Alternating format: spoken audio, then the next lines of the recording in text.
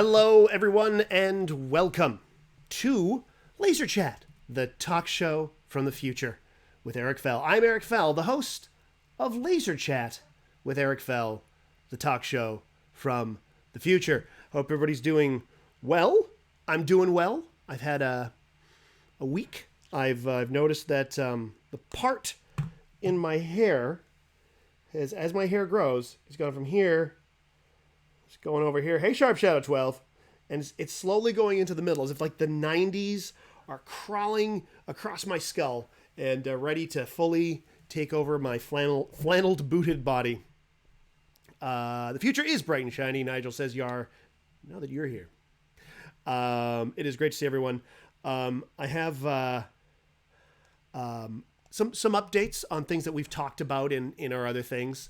I have mentioned that, gotten into the fountain pen thing, and I was having a little wine, and I was cleaning out my pen, and I had my ink pen, or my ink cup, and my wine glass, and I think you can guess what happened next, judging from that picture. I'm just saying. I'm gonna color code my cups. Yeah. Oh no, indeed. So that's what my life's been going like lately. Everyone's good out there. Everyone's keeping safe, I hope. The world's a dangerous place, except for here in the future, where, as you can see, it's a gorgeous grid. It's 1982 outside in the shade. So that's nice. That's very, very nice. I have some updates on... it's not just for breakfast anymore, Chocolate's Lecloon. Laserchat is an all-day thing. It's like Denny's. It's like the Red Wagon when you're able to go to the Red Wagon and it's safe. I have some updates on a little thing we've mentioned before, a little thing I brought up. I don't know if anyone's heard, but someone who has the same name as I do signed up for a dating service, and I'm getting their notifications. And that dating service is called Horse People Dating, and it is a nonstop deluge of emails about horse people dating. Do not Google horse people dating. I did, and I got to tell you, things are not what I was expecting out there. Got a lot of that. A lot of horse prints. So yeah, if you want some nightmare fuel, horse prints. I did, however, find some articles on horse people. Who would want to date a horse named Eric? I don't know.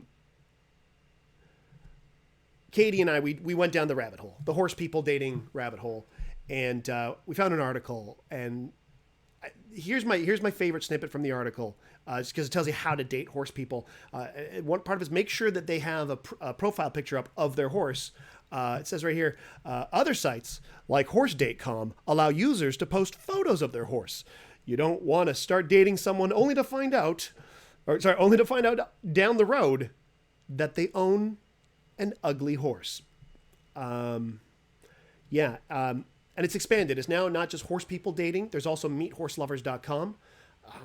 I'm still upset that it's just not called Hey, because it's horse people dating. Let's get on with this. We got a stacked show tonight. Normally we got 2 guests. We have 400 guests tonight. I'm very excited. It's a special Critical Hit Show event because next week is the 9th anniversary of the Critical Hit Show, the live epic improvised fantasy that we've been doing for 9 years, which is why it's the 9th anniversary. Let's start introducing our guests. Our first guest tonight is one of the stars of a movie that opened 25 years ago yesterday. That's right. We have Happy Gilmore's Ian Boothby. Oh, hello. Ian Boothby, Hi. how's it going? You're the. I had no idea that it was the 25th anniversary till everyone I know told me yesterday because apparently there was like a DJ who was looking to talk to people who were in the thing, and Oh, really? everyone asked me to call in, and I didn't because I didn't want to. Yeah. But yeah, no, I did. I did that. It was weird because actually I never go to Central Park, as in Central Park in Burnaby. But I was there just on Monday, and as I was walking with my wife and my sister-in-law, we were passing by some ducks, and I realized, oh, this is where we shot the scene from Happy Gilmore. Oh my gosh. Yeah, it was at the Pitch and Putt. It was neat. And for those of you who don't know, I get a sandwich golfed into my yap in the thing, and then. Sorry, just to keep talking about this because it's the only time I'll ever be able to. I then looked it up on. I was trying to find a video clip of it and didn't realize there were parodies of it. Oh. There's GIFs, there's parodies of it. It's apparently a little bit of a big deal to some people. People have done their own riffs on it. Yeah, it was bizarre. That's amazing, but interesting. Yeah. A lot of folks when they watch the Laser Chat, they like to open a bunch of tabs on their browsers. That sounds like a good tab to open. Sure. Right? Yeah, you got the horse tab, and then you got this tab. Yep. By the way, no, the best name for the horse dating site would be Stable Relationships. Stable Relationships. Ian Boothby, you have won the internet. Yeah. I thought this actually sounds so much like things that people I know would be on. Like I know so many people that have horses that I'm sure I can't say much because I'll be. Yeah, I'm sure. Of course, yeah. No. We're not gonna name names or anything. No, and we don't want to be naysayers. The other night, someone asked if those websites had a cult following, which that was a beautiful joke. But no joke. This is I covered up the names, but this is what my inbox looks like. That's all. Wow, that's an active. That's an active website. Good for them, keeping it going during these COVID times. They must be doing distancing. I mean, that's the nice thing too. Is like if you're riding a horse, you can keep that 6 feet apart. Yeah. Thing. That is an activity. You've already got an activity. You can ride your horse. Yeah, that's great. You can do that. No, that is a really good point. And this guy is very popular. Unfortunately, he doesn't know his email address. So, do you think it bugs him that when he's trying to, he leads the swinging horse lifestyle, right? Like he leads the kind of lifestyle. And then whenever he puts his name down, your face pops up. Like you pop up and you're always doing something weird. Yeah. Like you're a reverse Dracula or something. Like a lady is like, oh, I want to see this nice horse guy. And then you see he's a reverse Dracula. He's a weirdo. Yeah, what the hell is this weirdo? I'm not going to do that. Talking in movies and Yeah, exactly. I do feel sorry for him. That could just be it. He could just be super mad that whenever he Googles himself. I might not be the top Eric Fell that comes up now because there's a natural gas analyst who's been in the news a lot because of natural gas. And anytime shares... Okay, so not just a guy who's it's not just like a fart enthusiast dating site. No. That's... no. And then anytime shares in Ericsson go down, it'll say Eric Fell. All I got is here's the thing. This is not a WandaVision spoiler by any means, but there's a character called Darcy who's played by Kat Dennings, and in the Thor movie she was in, her intern / love interest was Ian Boothby. Yes. Which I was like, oh no, oh boy. And so I every week I watch and I enjoy the show, but I dread the idea that possibly that guy's going to show up again. Yeah, I suppose there is the possibility. Yeah, and I know other people who have my name hate me because, again, I do this weird shit, and so whenever they're trying to get a job, my mug pops up and I'm catching food in my mouth. Catching food in your mouth, yes. Oh, folks, we're so happy that you're here, Ian. Let's bring on our next guest. You may know him. From the TransLink ad with Raylene Carson. It's Alan Morrison. Coming in. Coming in hot. Hey. I'm here. I'm in. Good. Nice. I'm glad it's the same sunset out of everybody's window tonight. It's a I think I mentioned it is a balmy 1982 outside. Mm-hmm. How's it going? Yeah, no matter where you are in the world, I'm doing good. I'm doing really good. I just as you guys were chatting, I just looked up. I Google searched Alan Morrison to see who the most famous Alan Morrison out there is, since that's what we're up to. Yeah. And the Alan Morrison that is, I've done this before. We all have done this before, but the Alan Morrison that continually seems to be more popular than me is a professor at Arizona State University Thunderbird School of Global Management. Wow, Thunderbird School. Yeah, he's a leader on global leadership. He's a leader on global leadership. Yeah, so he's good. Yeah, he leads the leaders. He knows what he's talking about. Okay, sure. He leads the leaders. He's a hat on a hat, is what he is. That's right. What else is interesting? Did he write a film that wound up at the Cannes Film Festival?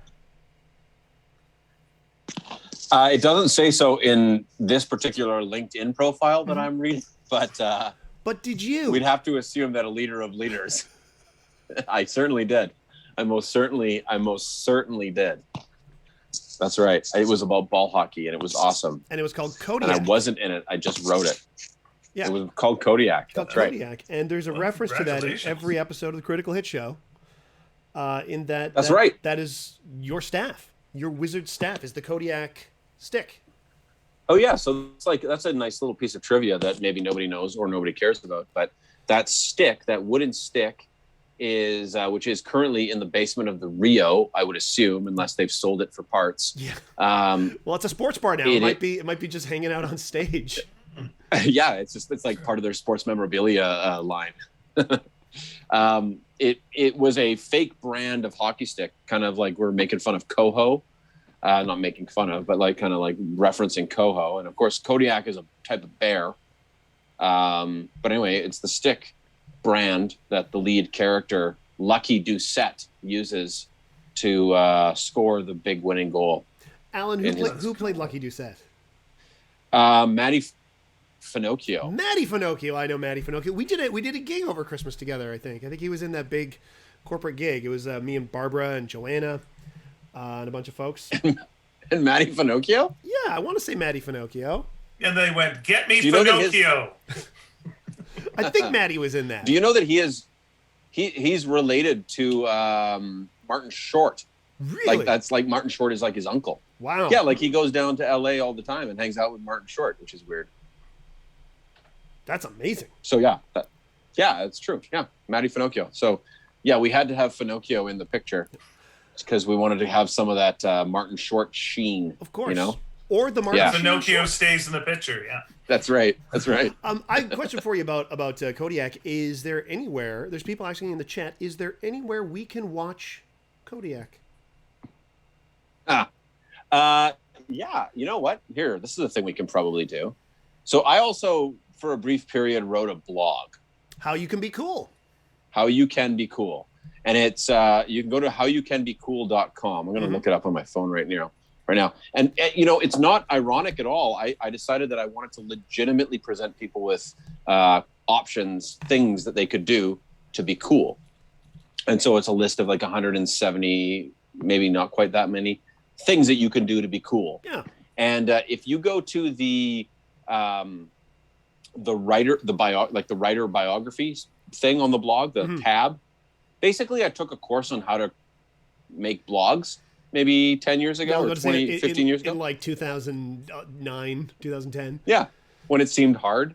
Yeah. And that was my idea for a blog. The teacher was like, everybody come back next week with an idea for a blog. And I was like, I was going to either do a sports gambling blog, which would have turned out to be super lucrative, or especially now, an opinion blog on how you can be cool. So if you go to the author page, there's a link, I think, to the Kodiak movie. And Ellen has actually posted it in the chat. Oh, fuck. Nice job, She's Ellen. She's not even here. Wait a minute. She has no idea that we're doing this, and she just came up with this on her. Let's all see if we can conjure her up. All right, Here we go. Link hands. Let's all link hands. There we go. And repeat after me. My next Don't guest. touch hands. I'm sorry. This is Sorry, go as ahead. close as we can get. My next guest is, of course, the star of the streaming channel Ellen Mac. It's Ellen Mac Nevin. Oh, Yay. hi. How's it going? I'm doing pretty good. I chopped off my hair. Yeah, it looks great. Look at me. My hair dries in like under an hour now, which I didn't really realize how much suffering I was bringing on to myself in that, like previously in the winter, it would take like 3 to 4 hours to dry because there's like a lot of curl to like from moisture to work its way out of. And now it like at the like half hour mark, it's like mostly dry, and that's fucking wild to me. Oh, you know, when I first met Alan, Alan's hair was about down to there. It was about your length. I think I've seen pictures of this with the toque. Even before that, like 2005. I went through. super long. Yeah, I was in a phase for quite a while. You looked. I remember my first impression of you when you came into the Urban Well with Brad McNeil. Was that guy looks just like Nigel Planer in The Young Ones. I'm gonna look that up right now. No, you will not go well. Yeah, that is never a compliment. We're like, hey, you know who you look exactly like? Especially the exactly like part. Anyone says exactly no, like, you didn't there's look like, exactly let me see who I look exactly like. There was this kind of low, because you were like super like low key, too. Yeah. Like you were super low key. And then and you had like the super long hair. But what's pretty cool is you know who else I met at the Urban Well, and I was told to go over and talk to him because someone said that guy over there who's doing the improv tonight. He yeah. Yeah, you look exactly like him. Put that in your pipe and smoke it. Are you about to introduce one of the stars of the hit film, the Cannes Film Festival film Kodiak? Why, yes, I am. One of the stars of the Cannes Film Festival hit short film Kodiak, and one of the subjects of the runaway breakout website fireericandsean.wordpress.com. It's Sean Stewart. Yes. Hey. Hello. Yes. Oh my gosh. I was frantically. I tried to get that photo up while Alan was talking about the movie, but it's deep in my Facebook profile pictures. Oh wow. One of my like maybe first 5 Facebook profile pictures. So it was back there, and I couldn't figure out how to find those for a while. Do you know that? Here's a fun fact. I was searching for props for the film because I helped produce it and I wrote it, and I got these goggles, these like Kareem Abdul-Jabbar goggles, that were super sweet. I sourced them out, and I was like, I need to give these to an actor who can pull these off, And so I looked through our entire cast, and we had some amazing people in there, and that's the guy who got them. I think my dad used to wear those during his basketball playing days too. I think he actually had the Kareem Abdul-Jabbar goggles. It's a different scene from what is pictured there, but I, wearing those goggles, got to yell somewhat towards Alan's giant brother's face. That's right. Yeah. By the way, if you've never seen any of the Morrison brothers, Alan is the small one. That's right. It's upsetting. It's amazing. I met a couple of them, I think, at once. And I was like, "Oh wow, yeah, Alan's the little guy." Yeah. It is amazing. Let me just put my pen away here. But there was a website for a while. Well, it's still out there on the internet, where some people were trying to get Sean and I fired for some people. I say some people. It was one person who made a website with one entry on it. I'm sure this person had support. Yeah, we were doing an internet show called Behind the Scenes with Sean and Eric, and It just really flew under the radar for a while yeah, until until we covered a film called Twilight New Moon. Now, is that about horse dating? Yes, Twilight New Moon is a film about. I know. Yeah. Now imagine, if you will, a horse, but instead of a horse, it's a wolf, and it's a wolf that can turn into a Taylor Lautner.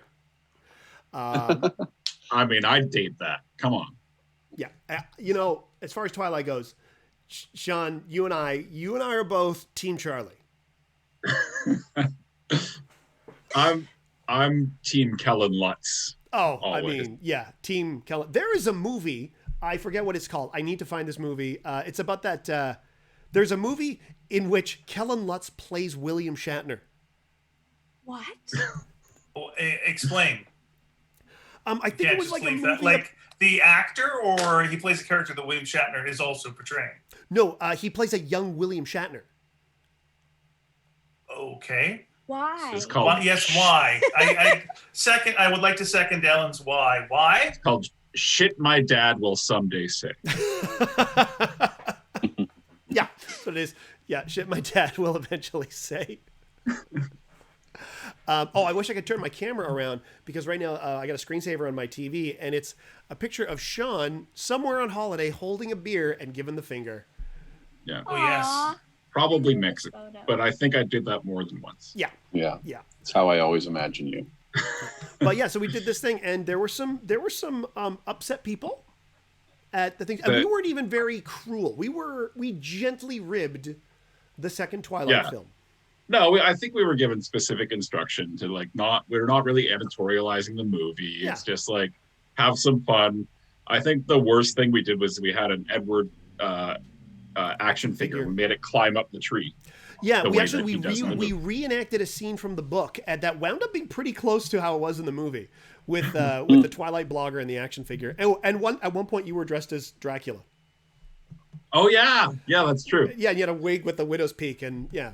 Yeah. But And then of course, one of the comments that we got, I mean, aside from the website that somebody made to try to get us fired, yeah, one of the comments on that video said, "This is the worst thing I have ever seen in my 14 years of life." Wow. Which All you don't forget a 14 comment like years. that. I mean, that's Wow. Yeah. That is a good life. yeah, that is you told. Yeah. Wow. Hell of a life. Wow. Yeah, because Sean and I did that quite a few years before Critical hit. We did that Yeah. in 2009.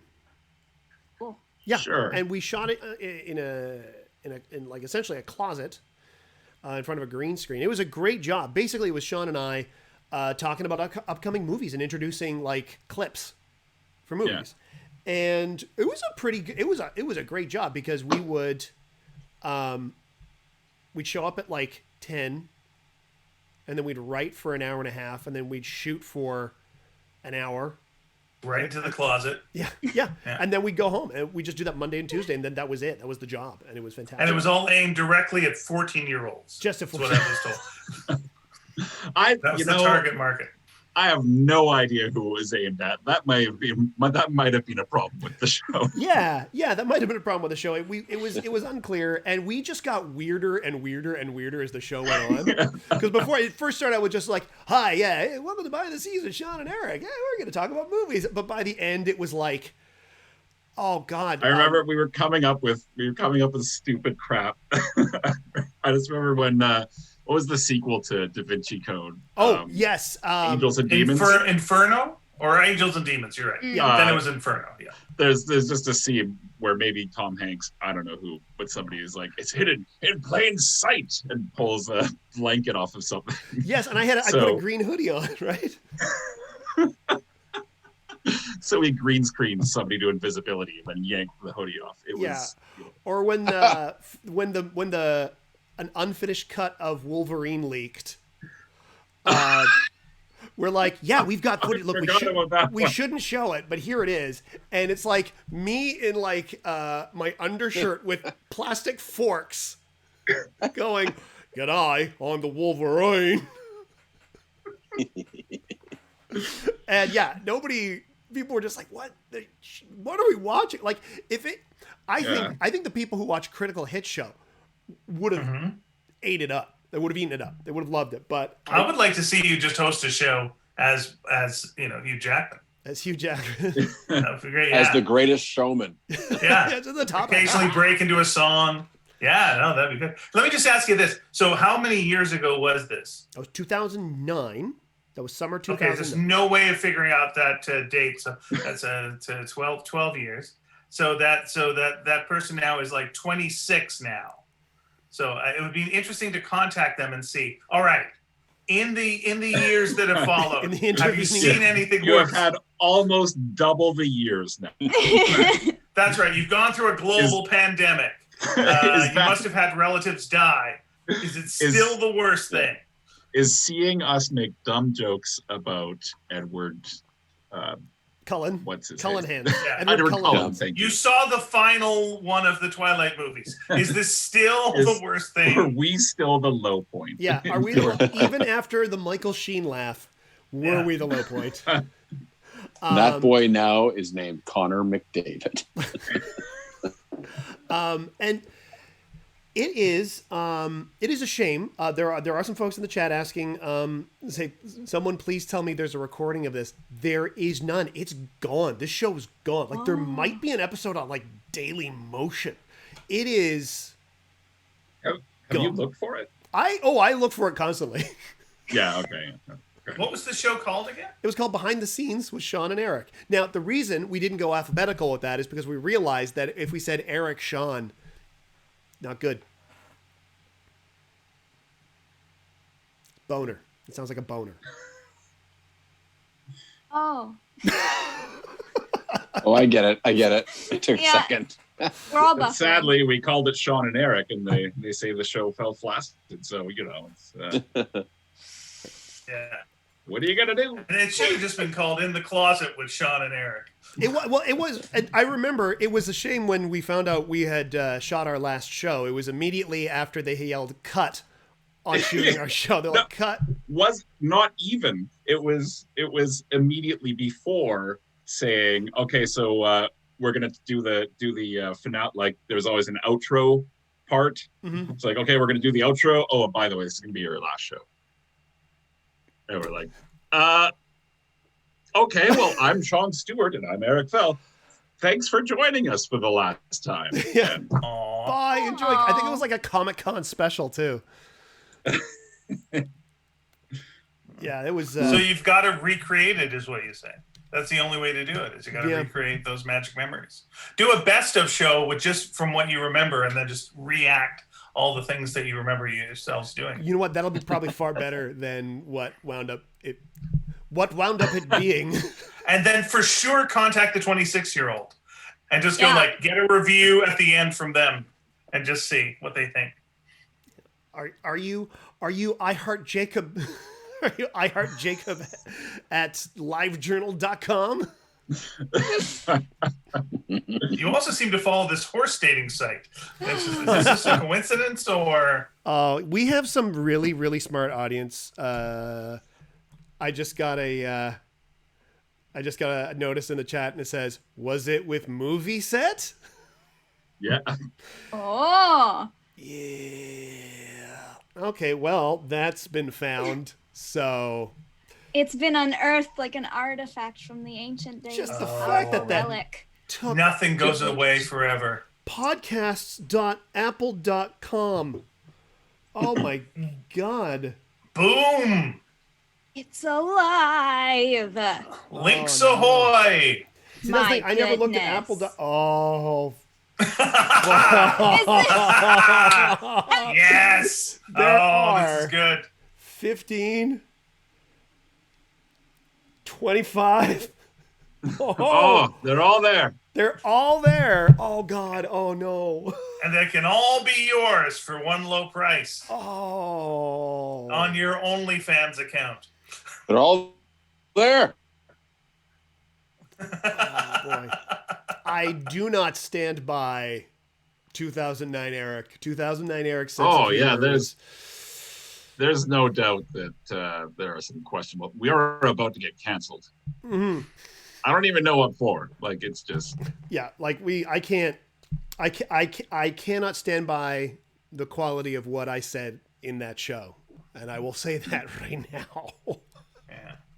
Ellen, do you have anything like this that's online that you're regretful of? 2009. Folks, 2009.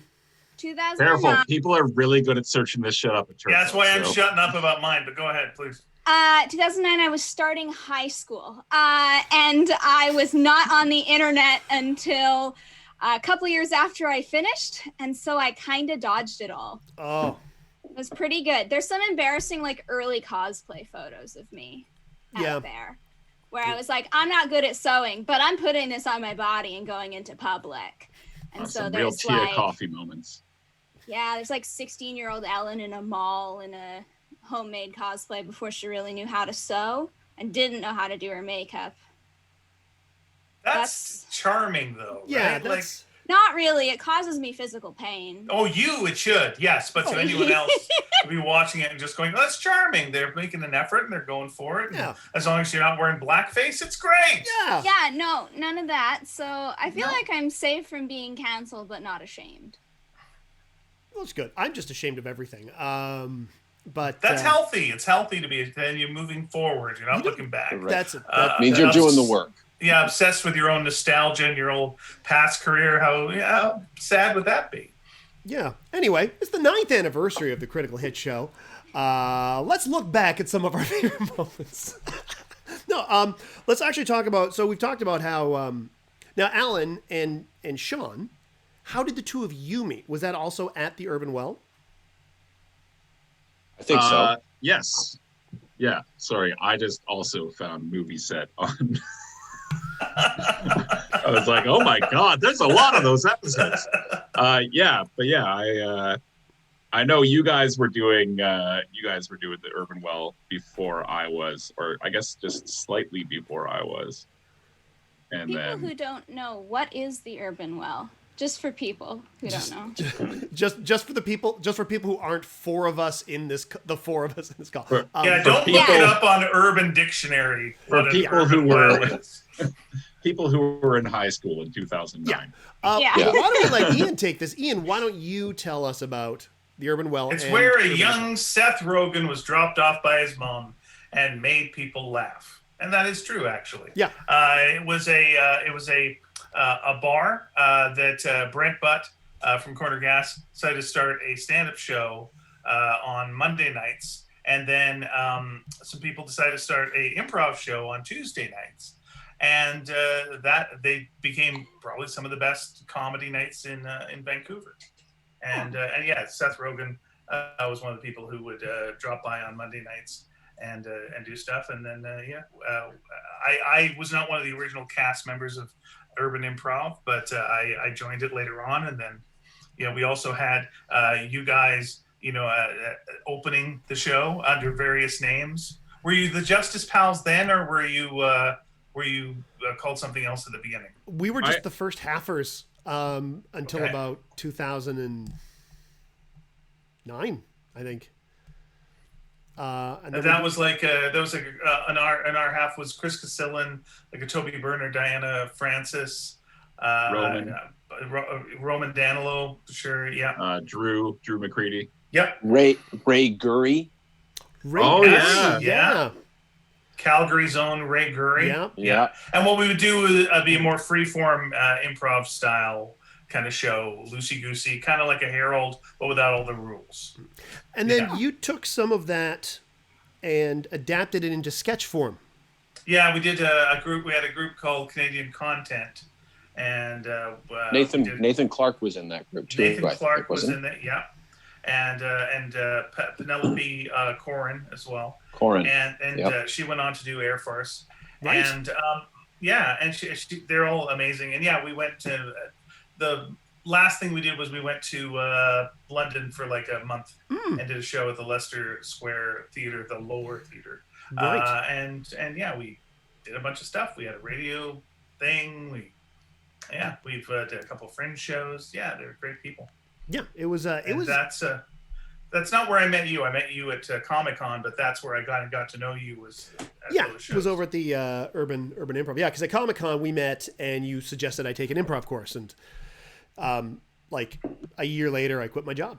Right. To be really brief, the story was I couldn't get a good seat to the Eisner Awards, and so I was sitting with you and a friend of yours, and then someone saw me and went, "Ian, why are you here? We have a seat for you up there." And I turned to you guys and I went like, "So long, losers!" I remember. Was it good for the other losers that were around? I remember exactly what you said, because we had snuck into the media area. And because that's, you sat down and you're like, "I'm not media, don't tell anyone." I'm like, "I'm not media, don't tell anyone." Then we just went, "Hey, wait, we're both from Delta." But I believe you're exactly. We both went to the same school. Wait a second. We both have the same memories. Yeah. Wait a second. Looper. Yeah. I remember your exact words were, looks like I've got a table. It looks like I've got a seat at the bongo table. So fuck you. And you left. Okay. So as I'm leaving, how did that go over with the folks around you? Did they take it in good spirit? I was laughing so hard. I was dying laughing. I didn't notice or care. Okay, good. Okay. Yeah. That's how it was meant. Yeah. And then I did, because then I wound up, I did some improv courses and stuff, and then with our last Laser Chat guest, Ken Lawson, actually. And then I wound up... By the way, I'm worried about Alan. He seems to become untethered. Oh, God. What's happening? Okay, I'm finding a better internet signal in my house. Okay, all right. We're on the move. Yeah. Just keep going. You're doing whatever. No, it's okay. It was a real Houston. We have a problem. Yeah.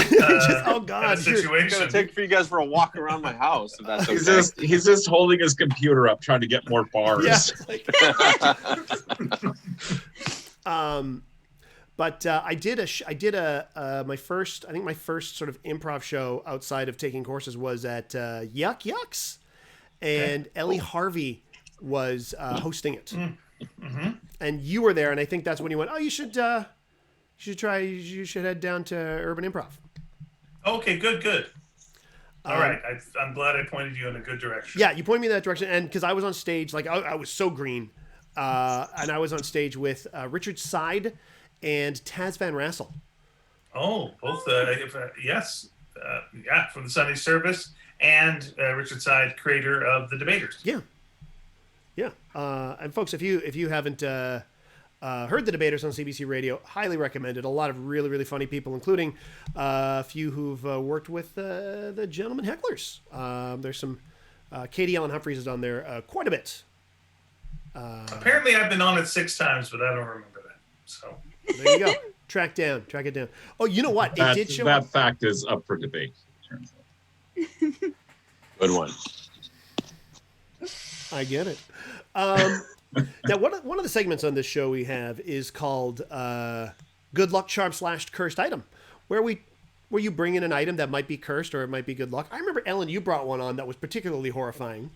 I don't think so. It was a mangy fox. It was the stuffed mangy fox. How dare you call her mangy? She's Flat. a loving, lifelong companion. Sir, Sorry. You've overstepped your bounds. Flat. in my 28 years of life, sir. Yeah. Flat, hairless, stuffed fox. Yes. That's what you I brought love on. her very much. And Ian, you brought on like the concept of a movie. I think you brought on a movie. It was very conceptual what you did, but that doesn't surprise me at all. Seems like I'm doing my homework on the bus with that one. Okay, yeah. That's fine. Sure. Treasure Island was a book about a treasure and an island. As we can see from the cover, pirates were involved. Yeah. The end. Random House, which of course was founded in... let's talk about the typeface. So yeah, who's got something that they want to bring up? I've got something. Yeah, I did. I brought something. Okay, let's. What room of the house are you in now? What's in your field of view? What do you see? What are you doing? What is your current activity? I'm in the aqua disco. It's in the Nice. basement of my house. Nice. Right near so I didn't totally know what the rules of this thing were. I've actually never seen Laserchat. Me neither. I'm ashamed to say, but It's episode my understanding. 6. It's What's that? Yeah. it's episode 6. It's fine. I brought an item that is essentially a show and tell item. Yeah, that's it. Nice. I still don't know why I don't call it Show and Tell with Eric Fell. It's very good. Because I want that to be its own show. I think. Yeah. Dude, that's its own competition. What do you got for it? Imagine the internet memes for that. I mean, come on. Oh, yeah. Okay, so I was in my thinking about this. I was like, okay, well, what?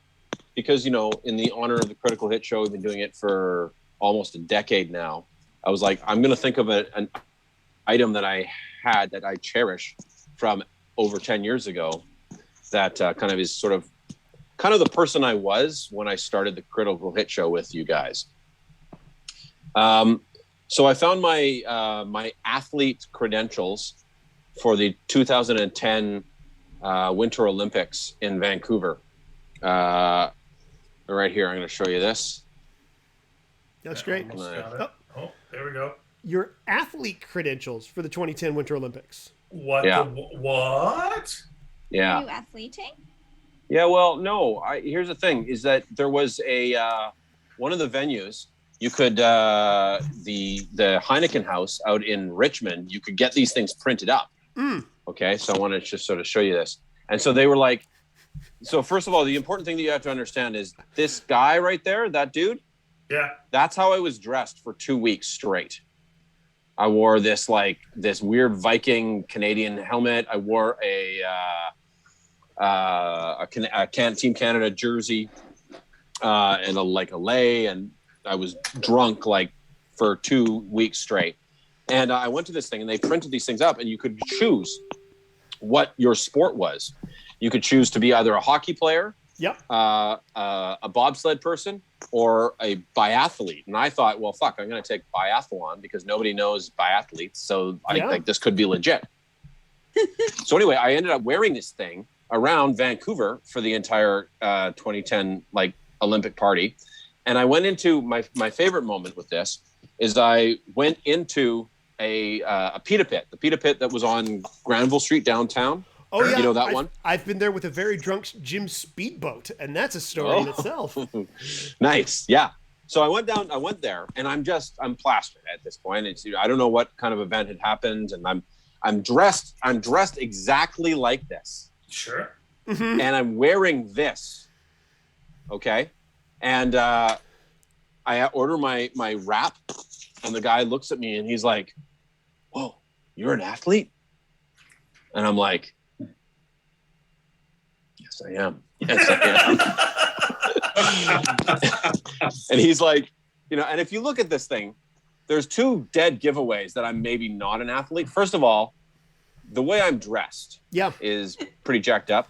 And the second thing is where my name is it's only my first name, Alan. Alan B. Fallen. What are you talking about? That's your name. Mr. Alan B. B. Fallen. Fallen's here. So he's like, "You're an athlete?" I'm like, "Yes, I am." He's like, "Can you sign my flag?" So I'm like, "Yeah, man, bring it down." So he goes behind the pita pit. There's this huge Canadian flag with all these signatures on, I guess, from other athletes. Yeah. And he pulls it down, and I just sign my name, Alan Morrison, on that thing. And then he's like, the wrap is free. You get this for free. I'm like, of course. Yeah. He's like, and he goes, "When's your event?" Because nobody knows when the biathlon is, right? I go, "It's on Saturday." It's on Saturday. He's like, "Bring home the gold." And I said, "Okay." Oh my God, that is amazing. That is fantastic. Sean and I got up to something, some shenanigans as well during the Winter Olympics. But first, we have somebody else calling in here. It looks like we got a surprise caller. Who could it be? Oh my God! Oh! It is Hooray! Joanna Gaskell. Hey, I'm the only person who's not in the laser room. Oh, Oh. Aw. You'll get there. There were only 5 sunsets. oh. That's Yeah, good job. 6 is bad luck. So Yeah. thank you. Oh, yeah. Sorry about that. How's everyone? How's the future? It's good. I mean, Good. we're only 20 minutes into the future of 1982. Things are going great. We've been chatting about how we all met and stuff. We actually haven't talked about how we all met Ellen. I met all of you at the same time. Yeah, you did. In fact, how did we meet you, Ellen McNevin? Well, I had heard about the Critical Hit show because I was a big old nerd and I was playing Dungeons and Dragons at a public comic store. You'd go in and they just put a bunch of random people who didn't have enough friends interested in D&D together to play. D&D Encounters. Yeah. And so we Yep. were doing that.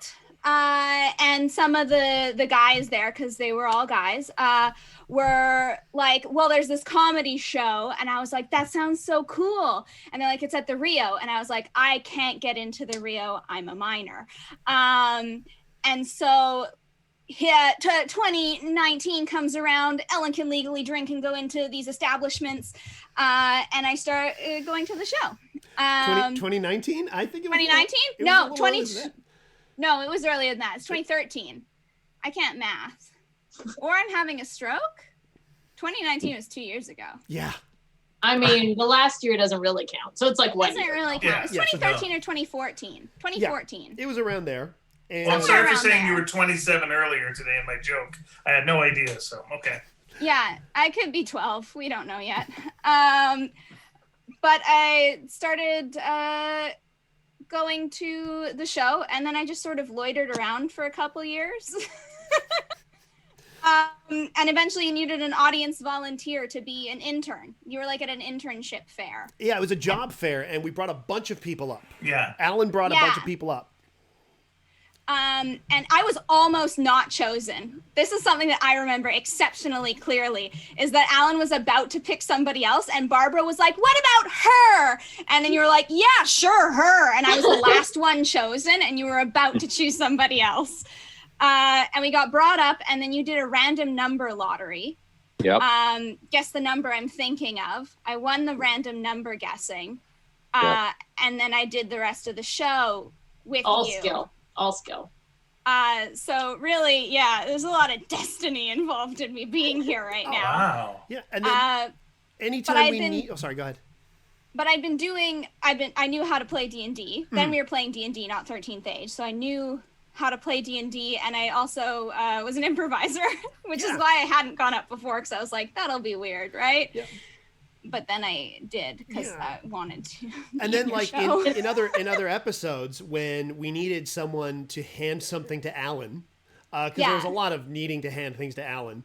Cotton candy twice. Yeah, and it'd be like, oh wait, Ellen's in the audience, and She's always here. yeah, and then so you started doing that, and then one night there was a couple people who couldn't make it, so I'm like, oh my god, we're really short, and then just went, wait a minute, we actually have a character that we can use. Do you want to do it? And then we set you up with a character, and then you were so great that I think it was either that night or the second time you did that, because there was like a second month in a row where that happened, where Yeah. we just kind of went, hey, do you want to stay forever?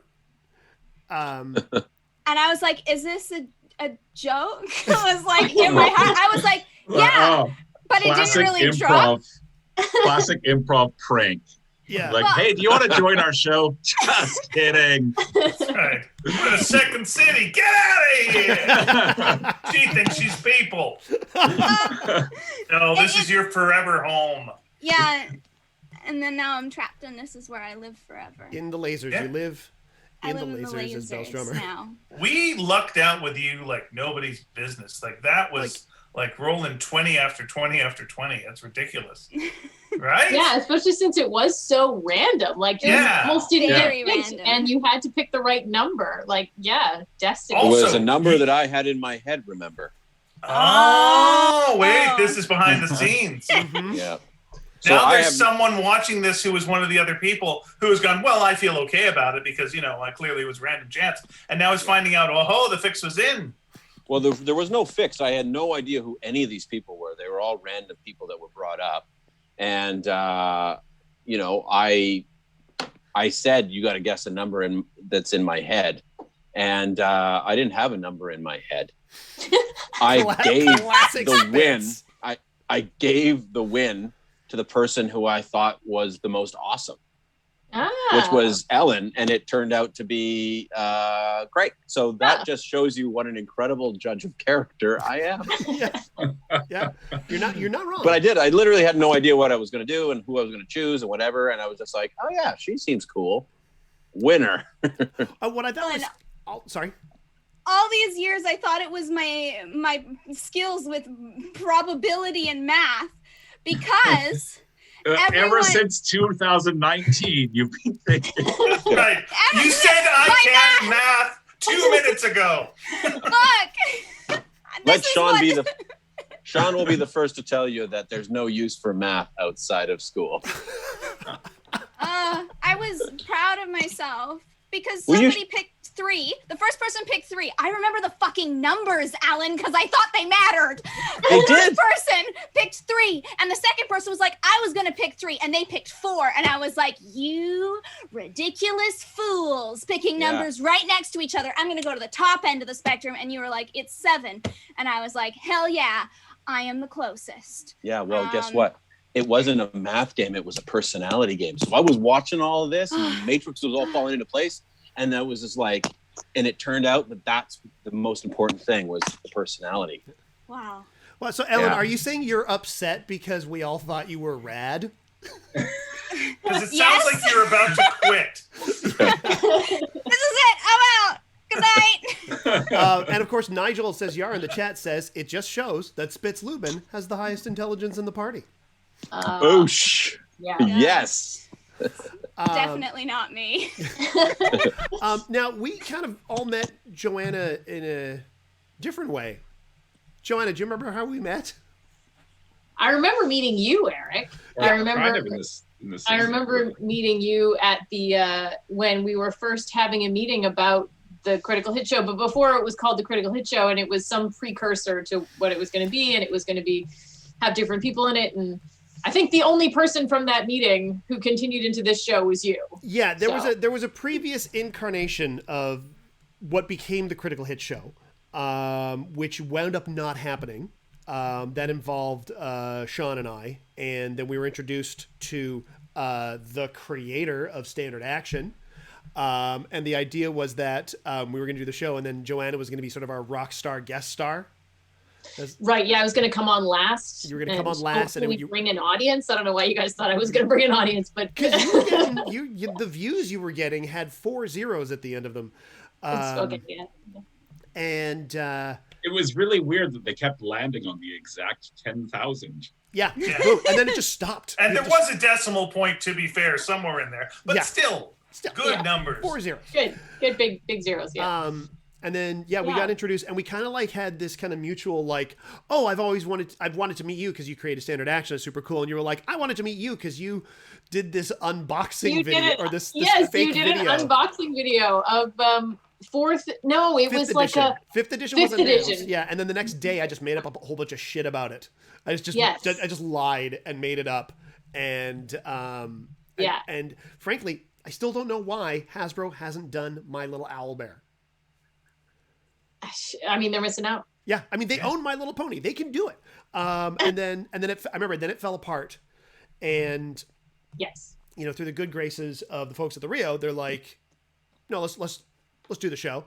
And Sean and I put together the cast, and then maybe about like about a week before, we're just like, hey, has anybody talked to Joanna? It's like, Joanna, I know you don't know me. You met me that one time for 20 minutes, but do do you trust me enough to get on stage with me and a bunch of other people who you've never met? Yeah, I hadn't met any of you. Yeah. And I was terrified. I'd never done improv either. So I was absolutely terrified. And you came on stage and you just destroyed. It was so great. I remember, I don't remember anything. I remember walking off stage at the end of that and having no idea what had happened because I was so afraid and had no idea what I was doing. And I do remember that everybody in the group was so incredibly generous to me. Like, I felt like I was just sort of being lifted up and carried through that entire hour and a half. So thank you, everyone. I feel like I didn't know what I was doing at all. It feels like it was mutual because I had no idea how to play a role-playing game at all, like at all. So it's like, still I don't. Honestly, I don't. For me, but yeah, we're just all seriously 9 years deep or whatever. I don't know. I know we've been doing it since 2019. I think so. Along those lines. Yeah. But I think, it's a weird dynamic, definitely, that we've got, and that we didn't know what we were doing. Most of us, you would not put this together. This is bad planning. Wrong. You don't pick someone from the audience and make them a regular part of the show. That's craziness. You milk them for workshops for years. Get them to pay more. Then maybe give them some work if they'll clean the place as well. Yeah. But there was no way this should have worked, and it did. It was, I think, just because of good spirit and good nature and you know, good people. I think just generally. And I mean, that first show we did had over 200 people. Yes, I remember that. And the first show was incredible. That has 2 zeros. Yeah, and that was like just coming out. I'm like, oh, there's gonna be like 15, 20 people, and I walked. I'm like, oh my god. And we kind of thought it was going to be just a one-off. It was thing. originally We're like, a one-off. Yeah. Now the real audience is going to come, and it's going to be 15 people, and then the next time it was the same. Yeah, and it just stayed for 8 full years. Every time we went out there and did the show, and then we wound up doing stuff at like Emerald City Comic Con. We had like 600 people. It was amazing. Yeah. I remember. Wow. So 440 in the chat just said my show was the 4th show. And only missed 4 shows since. You've missed, 440, you might have missed fewer shows than most of the cast.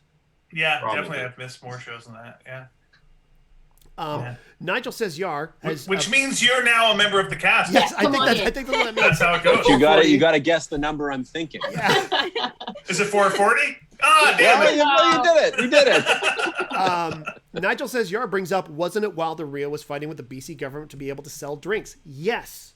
Yeah, and I think that's why we thought it was going to be like one and done, because we were like, well, they're going to be able to show movies all the time again, so why would they keep bringing us back in? Yeah, because what had happened was they got the license, and then they were told they weren't allowed to show movies.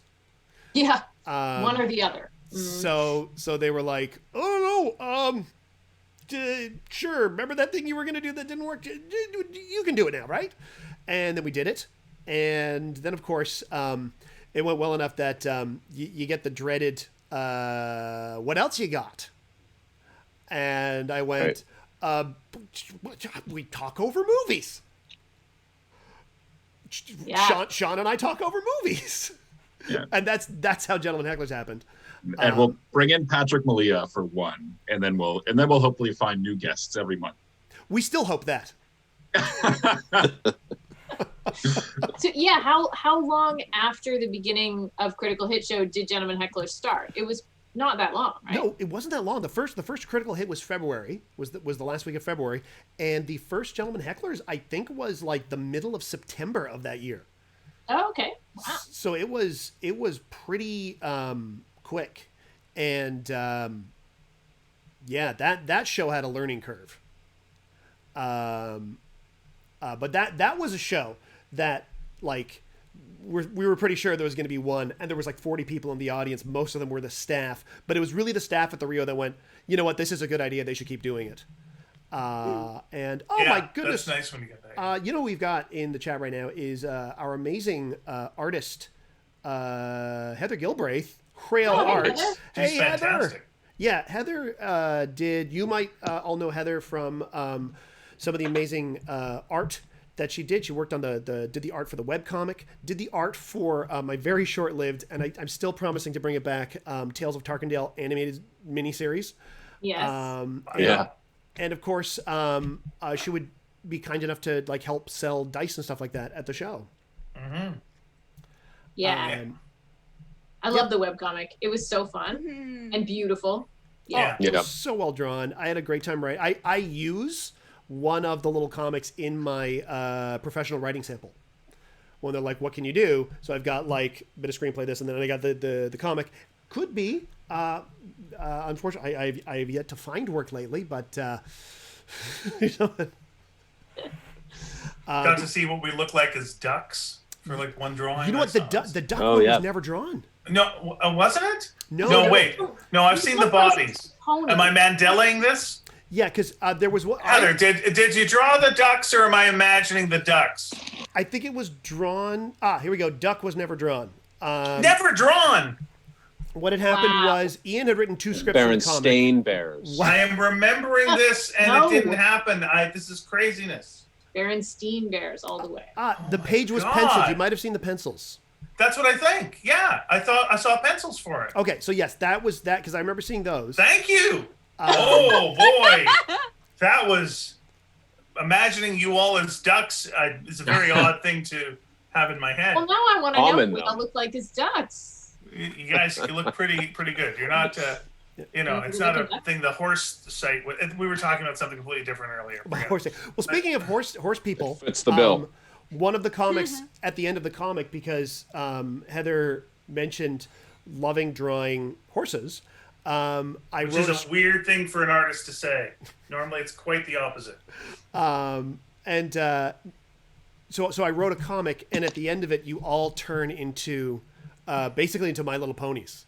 I remember seeing that one. Yeah. So there are. This is why you're getting the dating thing. That. Horse people dating. Oh yeah, Joanna. I've told them all about horse people dating. As this has been happening, I've been texting Joanna with it, just sending pictures of my inbox ever since like Thursday. I'm just like, it hasn't stopped. Is it still going? Yes, still happening? It's still going.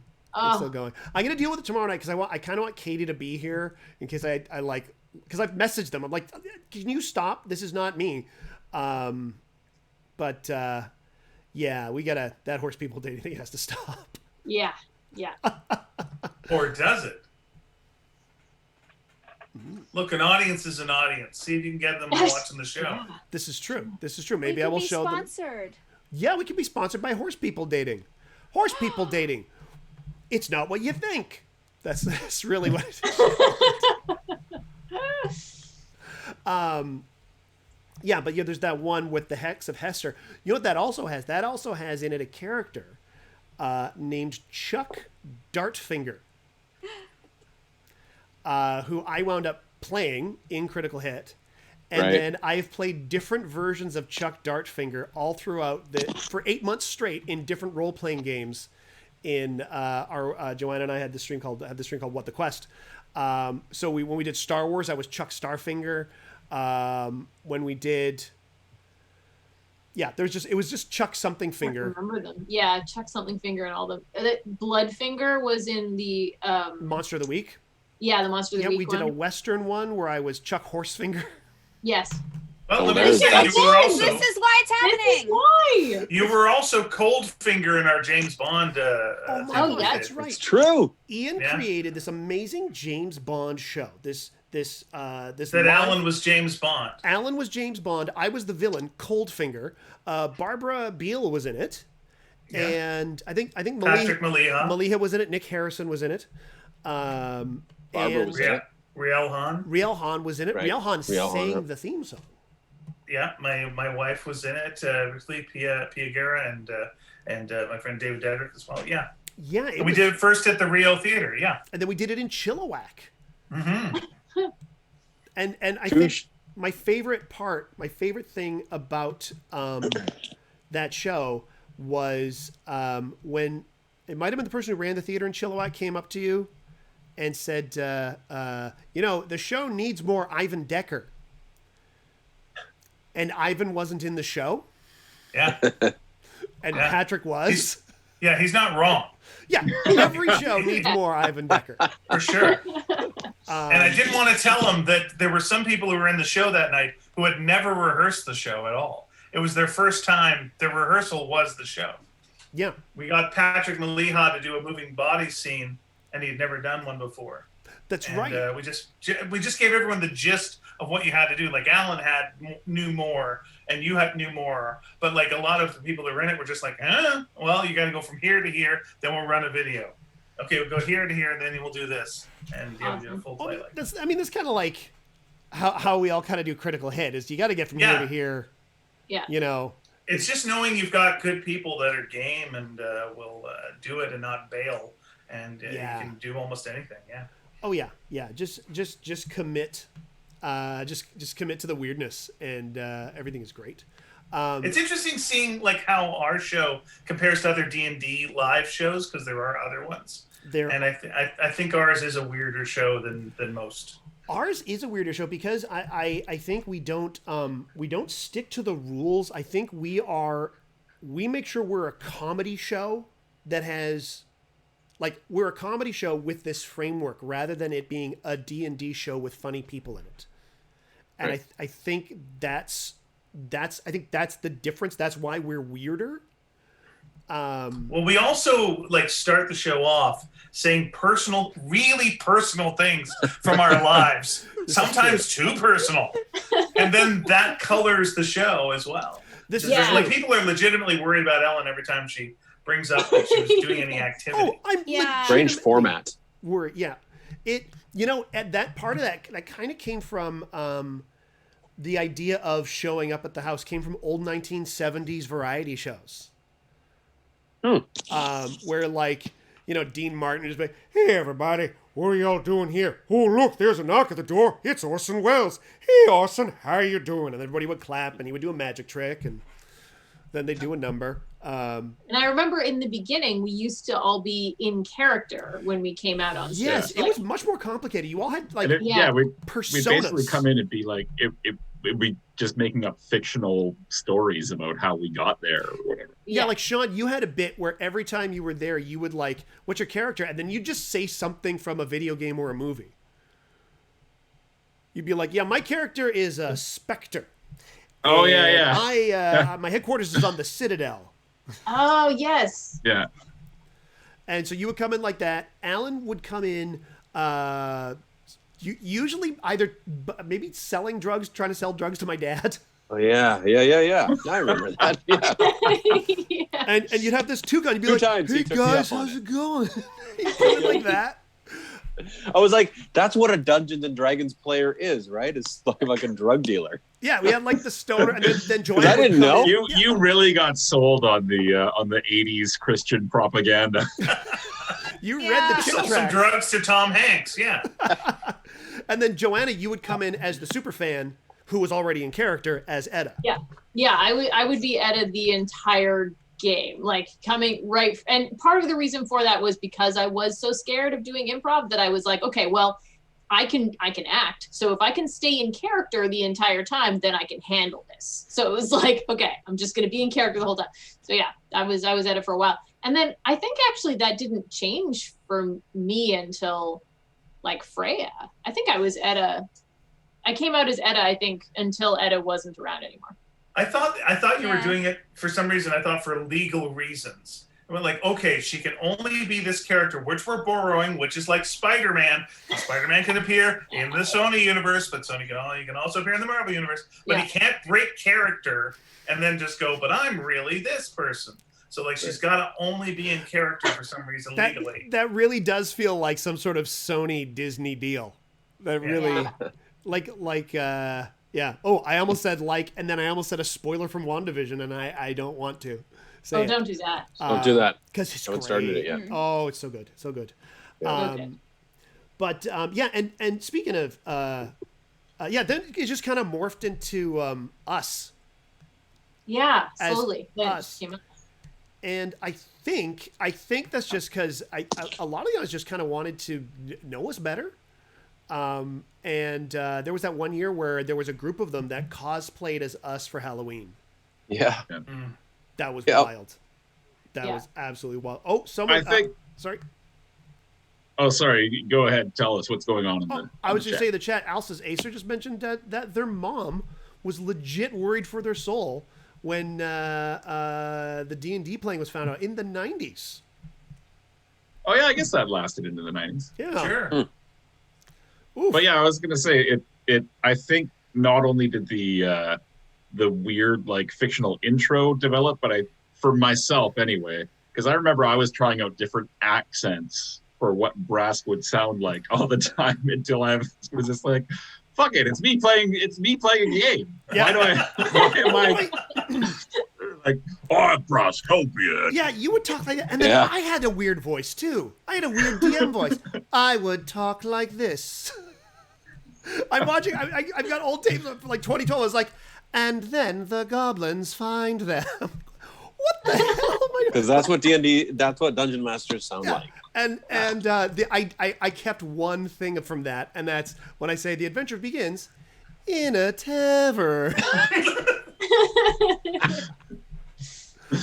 But yeah, then it just kind of morphed into just like us hanging out, and I think that really helped the show. It is just us hanging out. Remember when we had the weird ending to the show, which was, and then we break out of our characters, and then we're back in the basement, and then we go gather around the table again, and now it's like now we're just talking, like we played the game and now it's done. But then the audience didn't know to leave or not. Like, is this still part of the show? Yeah, we'd hang out. And like and then- we're still acting like ourselves on stage, kind of just fake chatting like we're in a talk show. yeah. Oh yeah. And it's like, do we leave? I don't know. And there were some nights. Now I just sit there and just go, okay, one of you hit the button. And then people would wander on stage. They just like start walking up on stage, like, you guys are, hi. Yeah, I'm like, you said oh, that people would hi, just welcome walk to up the on house. stage. Yeah, it was weird. Someone stole some dice.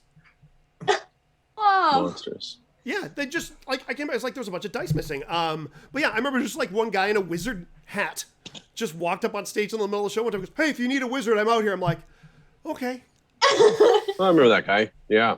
Fortune favors the bold. yeah. Okay. I mean, worked for Ellen. Yeah. Yeah. hey. Hey, who else has got an object? Oh, I do. I'm gonna have to. Oh wait, sorry, not that one. Sorry, don't need to stop video. I just need to turn off my background. So you I'm can going see what to. There we go. I'm just gonna get rid of that logo so I can see your face now. There we go. There we go. All right. So Oh, it's a bookshelf. Cool. Cool Oh, object, nice. Ooh, here's the the thing. pillows. So as I've grown older, the things that really turn me on have changed, and so there- worried. there's Okay. like Horse That's how you people. get canceled. Okay. there's a Horses. thing that like I kind of just wanted for a while, and then I decided to get it, and I'm so excited. it's she's Yeah. Oh, baby. yeah. I do apologize. She's a dirty girl right now. Yeah, nice. Wow. What actually? I'm trying to remember. This was a spot clean situation.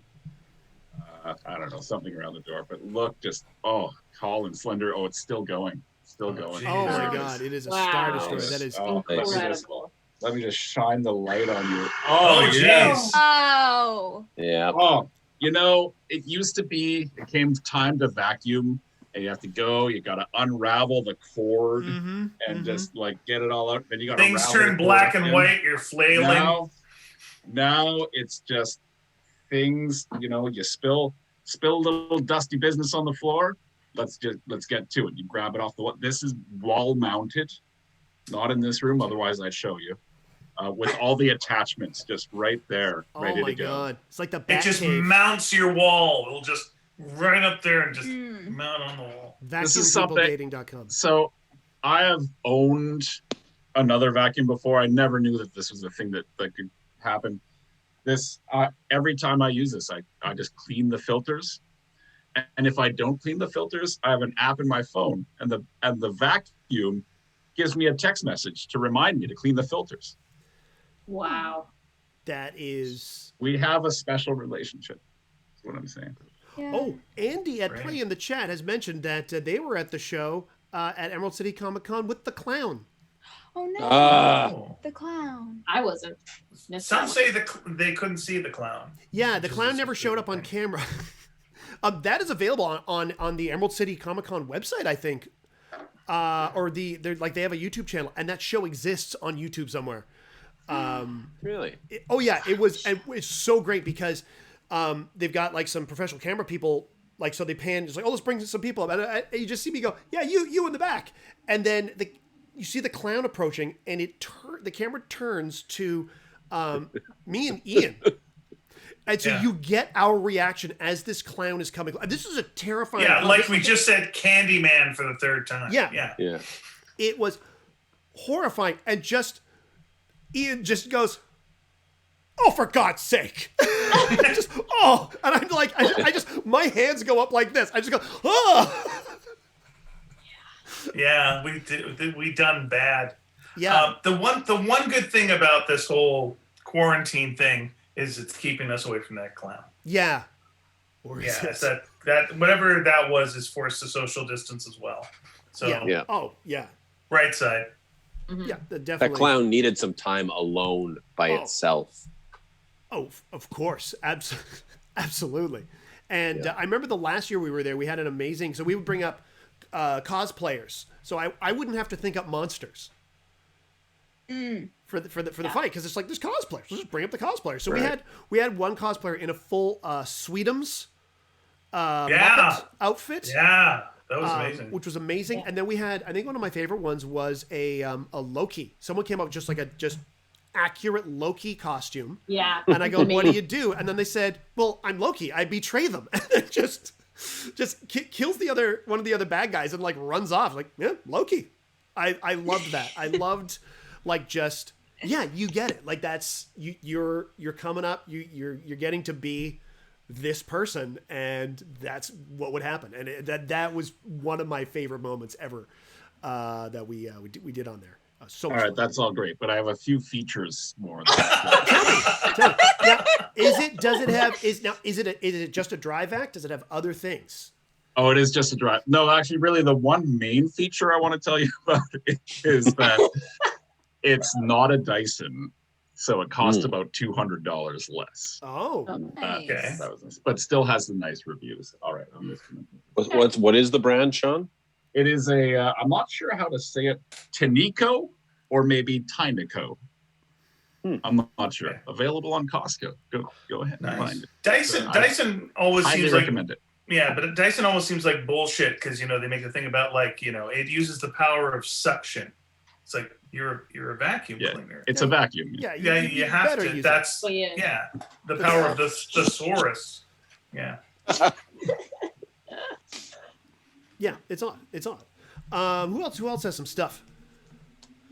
I'll just do mine quick, I guess, which is I brought an avocado along because I have a potassium deficiency. So I have to, you get tired of bananas. Mm-hmm. And so I also find it just reminds me of better times avocados. Like I actually do really enjoy an avocado toast. But it is also a source of incredible anxiety for me because it goes off so freaking quick. Oh, and yeah. that would bug me before. But now I don't feel comfortable going in grocery stores either. So like if I let it go off, it means, now I got to risk my life at a grocery store Oh, totally. again. Well, So it's like constantly it's just like a little grenade. It's shaped like a grenade. It I didn't feels know like a grenade. avocados, they're full of potassium. Yes. Okay. Yeah, they're good. They're one of those where it goes like, hey, we get a list of like, hey, what's got more potassium than a banana? Well, fucking everything, pretty much. So like spinach, yes. And then it's like avocados, yes. So I'll remember that. I'm allergic to coconut bananas, water, yes. So, yeah. Eric, can you just check the chat and make sure there's no chemists in there that got that amazing joke I just made? I mean, I'm so sorry. I'm so sorry. Well, sorry, what was the joke? I Do don't the even know joke if I heard again? the joke. I don't know. You're gonna you Well, might You're gonna have to rewind the periodic Roll the tape. tape I asked him back. about the potassium and he said yes, and I said chat. okay. Oh, very Oh, funny. there you go. Yeah. There you go. That was a beautiful joke. Yeah. Oh, I'm Yeah. so sorry. Would If it Oh, was written would- down. Would it have been better if it was about sodium? Nah. There you go. Oh, There you go. We all enjoy a smart joke. That's what what you get at our show. That You- shit. You do Was get it a lot about of smart gold? jokes and Aw. animal sex jokes. Yeah, it's a real mixed bag.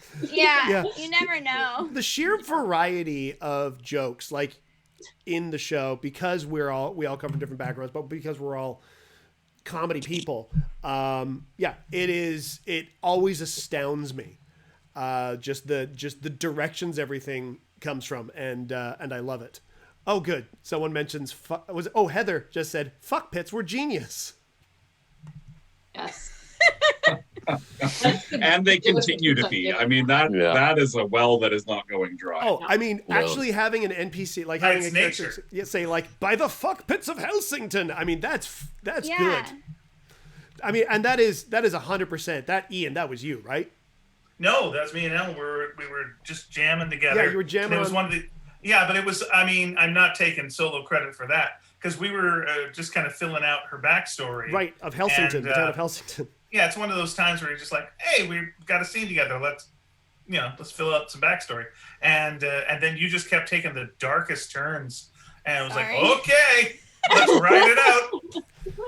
You I think you know? asked like what the primary exports were, and I said artists. Like Right. we exported humans, and then Yeah. that's And where so they the were like breeding the artists, and then it was like in these pits. These pits. Yeah. Just these fuck pits, and where they would breed artists, and that's what you did. And then it was great because then your character all of a sudden just became super dark, and Yeah. then shortly after that you just became all murdery as Oh, well. yeah, you got quite a Which taste is- for blood real quick. yeah, something about going from the Duchess life to like living with this band of murdering folks is it changes a person. You know how it goes. Oh. Yeah, it's fun seeing the story arc sometimes. You know, you don't think that there's too much character development, but you look over time and just go, that was very. Those Yeah. characters all did go places. Oh yeah, Definitely. yeah. Everybody did go. Definitely went places. As I mean, even our ridiculous puppet characters have had little arcs. I did love the moment when we decided, like at the last minute, to just make 5 years pass. I think that was one Yeah. of the most brilliant things that happened. It was I just- think there was I think three of us kind of one of the things where we all said it at the same time backstage, yeah. and because we're like, oh, how do we start this? And then I think just the same time we all went 5 years later, and then it's like, oh, and then I ran to Paul, who To does Paul, the tech, yeah. and I'm like, Paul, could you just dig up this picture, just put this when I say this, and it just started the audience on the back foot. Like Oh my God, you can I love hear it. I think I put video up on it. Maybe it's on the Instagram, and you just hear the audience just go, oh. Yeah. And It then was open up, wonderful. and apparently Sean, was living in the pit where in the crater where the Spitzeness had been for those 5 years. But I thought that was great, and there's some mentions, of course. Oh, here we go. Yeah, 440 mentioned. I remember the 5 years later screen came on. My wife and I just looked at each other and said, "Oh my god, what the fuck." And that was just a weird. It was like half the cast all like we just all at the same time just said it. And went, well, that's got to be the thing now. And then we turned and went, Ellen can legally be here now. It's like, oh, this is great. This is not 2019. And then and there's also mention of Spitz's mom showing up, of Jamie Crest showing up as Yeah, that was great. Yeah. the twist of Spitz's mom. Oh, Alan, boy, am I glad you could make that show. Because if you weren't able to make it, it would have been just as funny, but maybe not as Right. emotionally resonant. But it is kind of Was I not likely to make that show? well. There was a couple that you had missed for whatever reason, and Right. I know I missed that one. I think it was I think I might have been away on summer vacation, so I feel like it was a strong possibility for you to also be away on summer the vacation. Spitz's mom Yeah. one was our 8th anniversary show. Oh, okay. Oh. What That was I doing? That was our last show. No, Live. I did a live show after. Did I not do a live show Oh after that? yeah, you're right. That Well, was I our do last remember show, Wow. which means the live version of the show ended with hugging, which is nice. That's how Die Hard is. I remember seeing a trailer for one of the later Die Hard movies, and Bruce Willis is like, "We're not really a hugging family." I'm like, "No, fuck you. The first two movies end on hugs. Yes. They are a It's hugging awesome. family." Yeah, It's awesome that our show ended on hugging because it's a thing we'll never be able to do again. yeah, No. Nope. yeah, yeah. Well, But I do mean- remember, Eric, you were like, "Oh, who's a." Oh yeah, who do you You- have good you- chemistry with? Yeah. You asked me to kind of come up with a list of people that I like doing shows with and I like doing improv with, and I had no idea where you were going with it. I was just like, Jamie Crest, she's awesome. I love Jamie Crest. Nice. And then cut to she's my mom. Yeah, I didn't tell Alan. No. That was a complete surprise to Alan because I just thought, oh yeah, here's a moment where I can actually like pull the rug out from Alan, and it is really funny because yeah, your mom, Sherry Lubin. Yep. I have the spell book that is from like 2014, 2015, and it had Sherry Lubin with a heart on it, and it was Dominic's spell book from high school. And so I had that for like a good few months before you found out that Dominic was your dad. Yeah. And you had that binder in your possession with your mother's name written on it. Just never noticed. Highest Oh, wow. intelligence in the party. And you found out that he was your dad when I offhandedly went, "Hey, is that your dad?" and, Yeah. and just kind of like, and you who'd been setting this up, delicately, precisely for so long, just like, yeah, fuck yeah, he's his dad. Fine, Yeah. okay. Yeah, I'm moving ahead of season. There's Why don't that video is we? on Yeah, all right, YouTube. all right, you asshole. Yeah. Yeah, fine. It was like there was just this moment. It's like, wait a minute, are you his dad? And then yeah, Dominic just goes, yeah, you called it. Yeah, I'm totally his dad. But yeah, that video's on YouTube somewhere. So I actually think Heather might have filmed that and put that up. Yeah. Anybody else got any items or anything? We got any more show and tell? I have an item. I have this. This is a tiny silver paper airplane, which I found when I was like, oh, I need to bring an item. Okay, let me dig through my box of stuff. So this is actually from a play that I did called Grounded, which was a one-woman show that I did Oh my God, so good. in 2016. Oh yeah, I went to that. About it. Did you? Cool. Yeah. So there was like this was part of our set deck. So the only set deck, it was a black box theater, and the only set deck we had was little paper airplanes that were like hanging all around the stage, and we had so in theater they say that you have to have, if you have a bad dress rehearsal, then you have a great opening night.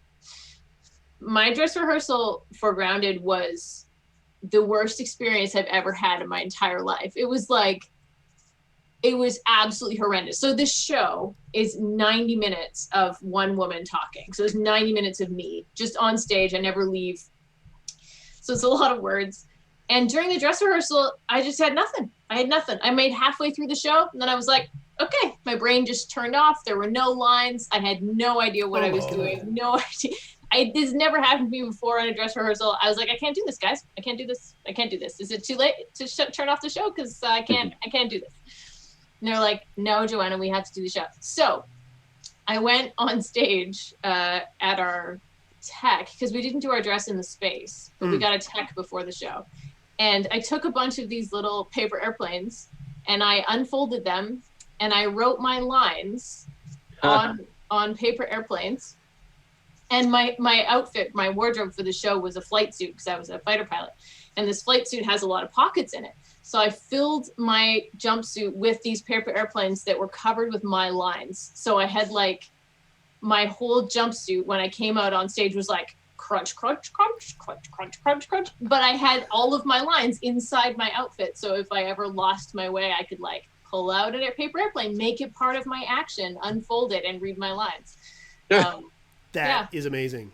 That is, and I didn't have to. I didn't have to do it. I had a great opening night. It was like you blew me away because I had not seen any of like the really like that was intense. That was such an intense show, and it was so good. And you're so talented, and I was so uncomfortable at the show because you're talking about your partner in the show, and you're saying some pretty graphic things sexually about them. And the character's name was Eric. So you're just saying all this stuff about sex with Eric, and I'm just like, and then I'm like, oh God, what if she like makes eye contact with me and then she gets weirded out? Like, what if I ruined the show by being here? I was like, yeah. And then Eric and I, oh God, that ruined everything. That got me out of the moment. Was it Eric every night of the run, or just the night that Eric showed up? Oh well, and I guess Eric will never know. Did the graphic description stay the same, or was it a sex with Eric improv game? Oh God! His tall red hair gleaming in the. Yeah, absolutely. Likes horses. It definitely was one of those shows where the lights were so bright I couldn't see anybody. Thank goodness. Oh, that's good. Yeah, because that, honest to goodness, I'm watching. I honestly thought I could ruin the show. I felt so. Obviously, there's no way I could possibly ruin the show because you are an immensely talented performer with just laser-like focus on the work. So that wasn't a word, but there was part of me that's like, oh, I'm gonna screw everything up. I do remember though that so on the staging for the show, since it was a black box, it was like just different areas of the stage represented different parts of the story. And there was one particular sex corner that like I had to go to every time to talk about the sex. So it was like, it was the sex corner and the kitchen, which we made a lot of jokes about. But anyway, anyway. So that the sex corner just happened to be, because you told me this afterwards. I didn't know because I couldn't see you. But it happened to be right where you were sitting. Like you were there, and this was my sex corner. Yeah. Yeah, just walk right over to the. Yeah, great. So I was there in that show's fuck pit, is what you're saying. Nobody puts a baby in the sex corner. Yeah, that is. Anybody else got any items or anything before we wrap it up? Or I do. Oh, what have you got for us, Ellen McNevin? I don't think it's that bad, but I didn't think the last one was that bad either. So we'll see. Hey, what's that? Is it a jar of blood? No, it's I pickled beets. Oh, Yeah. Oh, And this lives in my fridge now, but it looks a little ominous. It used to be, the label's invisible, baby dills, because I didn't make my own pickling brine. I'm reusing it, which apparently can introduce bacteria and I might die, but there it is. Neither here nor there for me. Yeah. But I pickled beets on my own, so now I just have my fun blood jars in the fridge. Are there still beets left in there, or is it just a jar of beet blood? No, there's beets. Let me find you a beet. Yeah, let's see There what. you go. They're little. I cut them up because I wanted them to be bite-sized. oh, nice. Oh, Oh, adorable. It's an adorable blood jar. Yum, yum. There Beautiful. goes Right? Oh the my deadly God. bacteria. so gross. Thanks for letting me share my life with you guys. Thanks for letting me be on your show. Are you lucky to have me? Wow. Yes. For your entire 14 years. Yeah. This is what happens when you let strangers into your improv show, guys. Yeah. Oh, this has been a ton of fun. I probably could go another 90 minutes, but I think we should probably wrap the show up, folks. This is Laserchat, and join us right here next week, Eric. Twitch.tv/Eric Fell, because you will see all of us and of course Barbara Beal doing the 9th anniversary show of the Critical Hit Show. And it's all of us doing this, but there's also monsters involved and maybe 3 goblets that could end the world. Right. It is going to be so much fun. I'm just going to put some information out here. We've got a very rad Discord community. You can join that. We talk about all sorts of things, including the painting that I do on Mondays. There's special alerts, of course, when Ellen McNevin goes online. And we talk about all sorts of things. There's a laser chat section. Next Wednesday, we're doing that. Every Monday is Eric Can't Paint. And of course, the next Laser Chat is March 3rd. And I got confirmation yesterday that our two guests will be Gary Jones from Stargate SG-1 and Dean Haglund from the X-Files. So that's going to be, that's going to be wild. Thank you. And everybody's just thanking us in the chat. So thank you, everybody. I mean, like, you've been keeping the show going. Like that's you. That's not us. We show up because you do.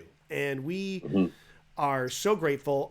Anything anyone wants to plug before we say goodnight? I've got one. Oh, go ahead, please. This is a weird one, and you're going to have to look up the link for it if you want to do it. But this Saturday morning, I'm doing a UBC fun math workshop. So look it up it'll be under like UBC Education Math Workshop, something. Anyway, I'm going to be teaching how to do this card game that was taught to me by Brian Anderson, who has also been in the show. Oh, he's great. So awesome. Yeah. Oh, by the by, That'll Brian happen Anderson, 11:30. 11:30 Saturday. Look up the link for that. And I think Brian Anderson messaged me. I think he got a lot of green screen material. So if you need green screen material, I might know someone. In the words of Ingrid, I know a guy.